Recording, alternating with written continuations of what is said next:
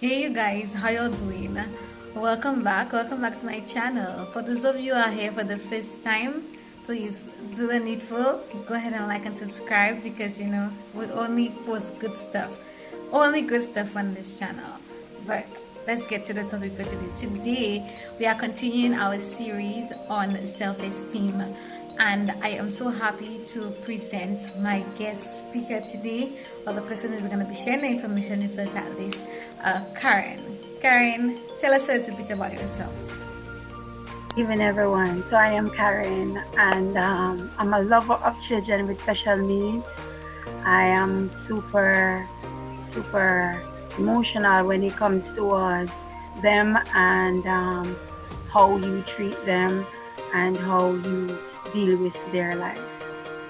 So that's just a little bit about me. Well, Karen, we are very excited to have you.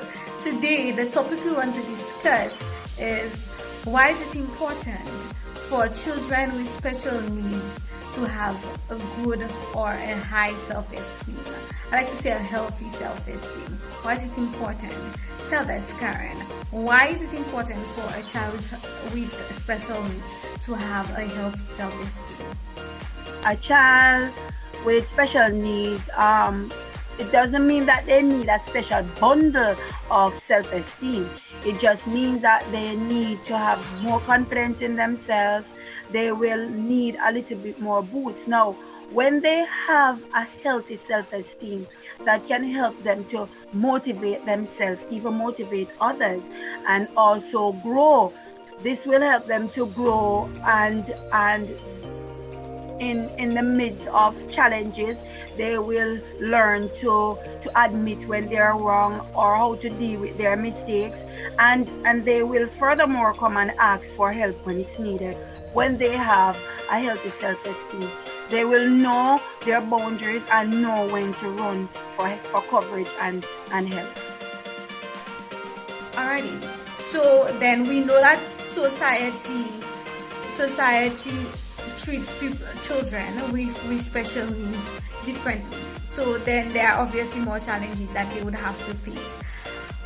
How would you say then that a good self-esteem would aid them in facing those challenges, and how would a low self-esteem on the opposite end of that spectrum make it more difficult for them in facing those challenges?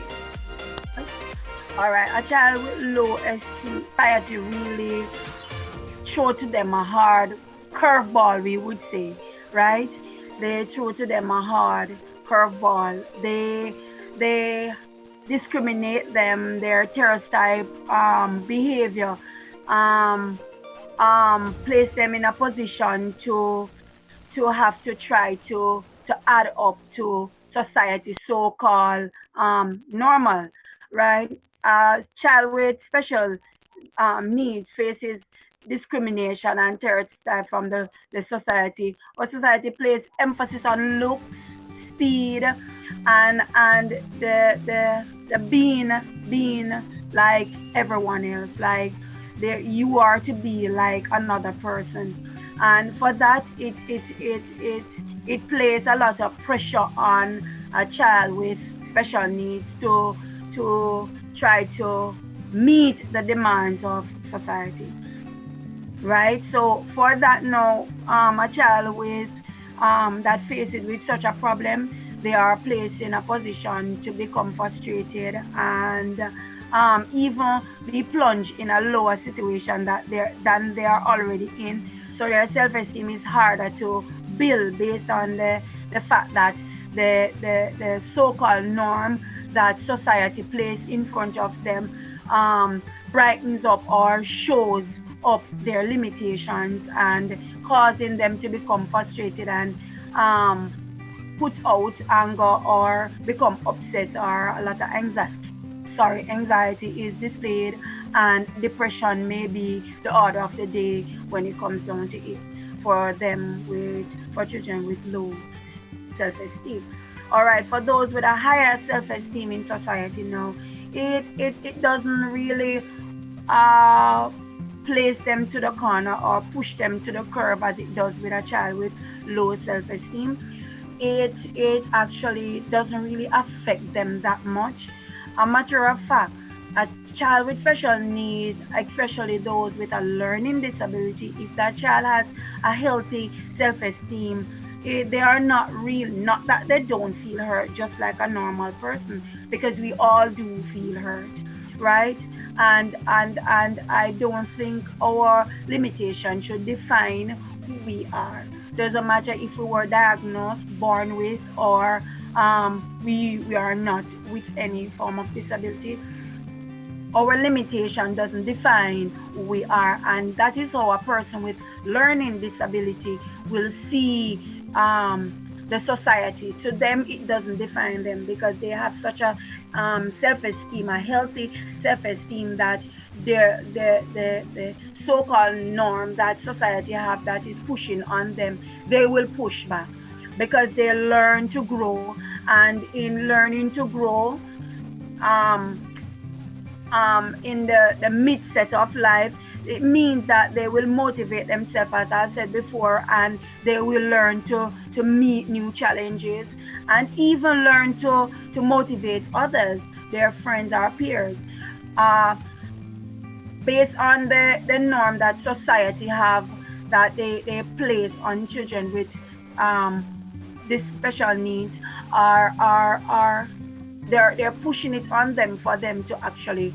be crushed. But as I said before, they are, when they have a healthy self-esteem, they will push back. Thank you. This has been really, really informative. But before we let you go, Karen, please share with us some tips as to, well, to the parents, with maybe with children with special needs, as to how they could help boost the self-esteem of the child with special needs, of their child.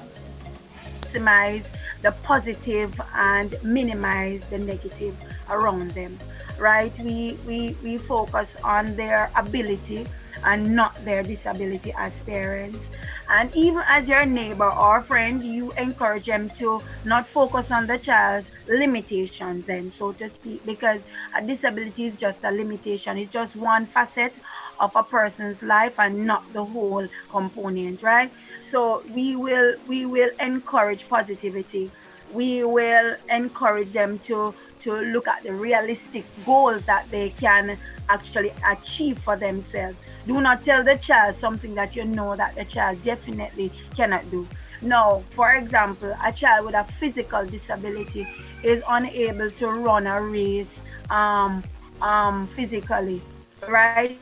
So you don't tell that child, all right, then baby, we're going to try it. When you know that child is paralyzed and cannot do it, do not give that child that expectation. However, you can give them an alternative wherein the child can use a wheelchair, so you can race in a wheelchair, or that child is placed in a relay where another person push the wheelchair, so that child still compete in that race. So give them realistical goals that they can actually work towards, right? Give them um, praise whenever time they achieve something. And if they fail, explain to them what happened, why they have failed, and how they can work on it. Do not tell them that, oh, you can't do it, that's the reason why you failed. Let them know that, all right, let us investigating what caused us to fail, and don't say what caused you to fail, say what caused us to fail. Let them know that you are in it with them, you're actually facing the same thing that you're facing, the same challenges, the same downset, the same upliftment. You are actually facing it with them, and if you do that, encourage them, you will eventually build them and a healthy self-esteem. Thank you so much, Karen. This has been so very informative. Like, I just want, oh my goodness, I just want to clap all the way. This has been so good.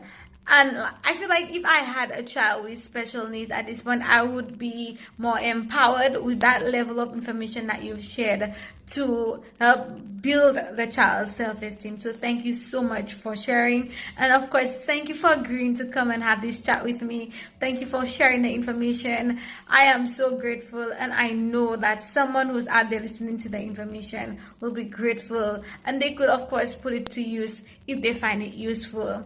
And of course, to our viewers, thank you for watching. Don't forget to like, to share, to subscribe, to tell a friend, to tell a friend, to tell a friend, and of course leave a comment down in the section below. And if you have any suggestions as to what parents could do if they have a child with special needs to help them boost their self-esteem, and what you think, is it important for a child with special needs to have a healthy self-esteem, please your comment down in the section below. Again, thank you for watching. Bye.